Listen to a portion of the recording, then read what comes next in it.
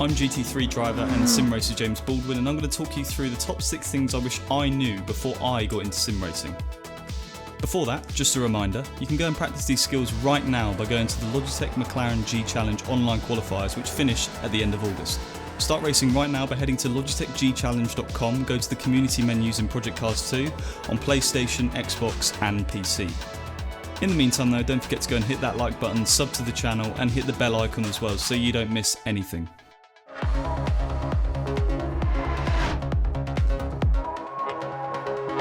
Now the first thing I think you need to do is to look at what games/sims you want to play and go on to. Are you looking to get into sim racing for a purely casual experience, or are you looking to make a career out of it like me? If you don't know, then probably the best thing to do is start off, have a bit of fun with it and see where the journey takes you. So the way I look at it, you've got two different options. You've got the more casual games or you've got the more serious ones. So in the casual sector, I'd put Forza Motorsport 7, Project Cars 2, both very accessible. They also entertain serious level esports events as well, but on the whole, they are generally more casual. In the serious sector, you've got iRacing, R-Factor 2 and Assetto Corsa and Assetto Corsa Competizione. They're kind of aimed more at the hardcore sim racers. What cars do you enjoy driving the most? Is it GT3s, GT4s, single-seaters, Le Mans prototypes? There's so many in sim racing, this may influence your decision. It's really important to get this decision correct from the get-go, and then you can start planning your sim racing journey around this point. So the second major point we're going to look into is the pad versus the wheel. Now this will largely depend on what you chose in our previous point. The pad, for example, is only really used commonly at a high level in a handful of games. Forza Motorsport 7 is the only racing esports championship that allows a pad at their LAN finals. Every other sim competition in racing esports makes a wheel and pedal setup mandatory. If you think a wheel and pedal setup is the avenue you'd like to go down, then there's an array of different entry-level wheels you can go for. The Logitech G920 or G29, depending on what platform you're on, is a good starting point, and then as your sim racing journey progresses, you can upgrade accordingly. Direct drive wheels with a load cell brake pedal is the ultimate sim racing setup for any sim racer, but the thing is you don't need it to be consistent and fast, it simply helps. It's much more important to be comfortable with the equipment you do have. So your next big decision to make is whether you're going to go on the PC platform or the console platform. A PC is a lot more expensive than a console, let's get that out there and up front. Your console options are the Xbox or the PlayStation.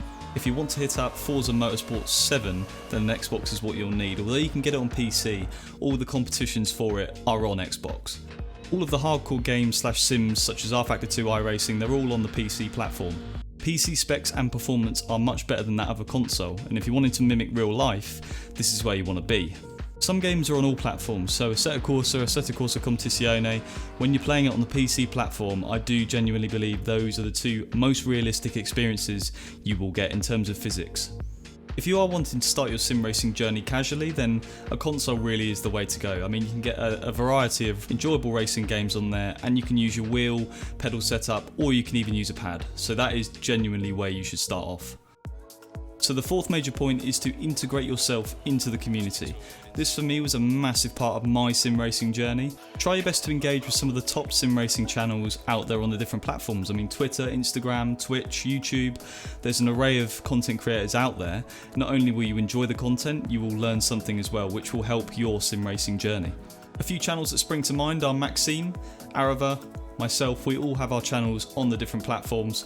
They all have a different genre, but they all consist of sim racing. So yeah, go and check them out. Enter as many leagues as you can. The Actrovision Community Racing League sticks out to me as an example.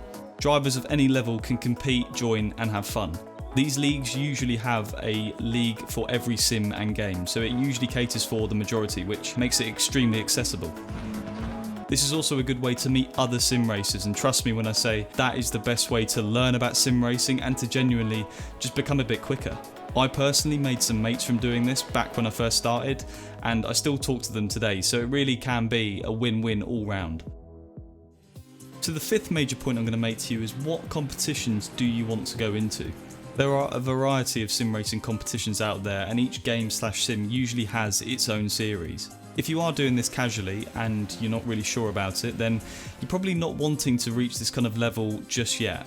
but you can still watch these competitions, and it's very, very interesting and engaging watching the best of the best on that game battle it out for a prize such as money or something else. If you're wanting to take sim racing very seriously, then identifying a competition to aim for is a very professional way of going about it. It gives you a target, like something to aim for, and you can even target multiple competitions. This is something I started doing when I first started back in 2017. However, these days it's getting harder to do simply because the level in sim racing and racing esports is going up and up every year. Honestly, at this point in time, I'd recommend starting off with one competition and then branching out potentially in the future. A good example of a competition for people just getting into sim racing would be the Logitech G Challenge, simply because it distinguishes itself from the rest of the competitions to allow amateur drivers to experience that elite sim racing feeling. The key word there being amateur. It really does allow anyone who's just starting out to go into a competition and find opportunities in the sim world, but the real world as well. There are other competitions out there as well, such as the F1 Esports Series, the Assetto Corsa Competizione SRO Series, the GT Sport World events on Gran Turismo, the list goes on. And they're all achievable if you have A, the talent, but B, the hard work to go along with it. And so the final point I'm going to make is practice is everything. Now, talent is one thing, and there are plenty of people in sim racing and racing esports with a lot of talent.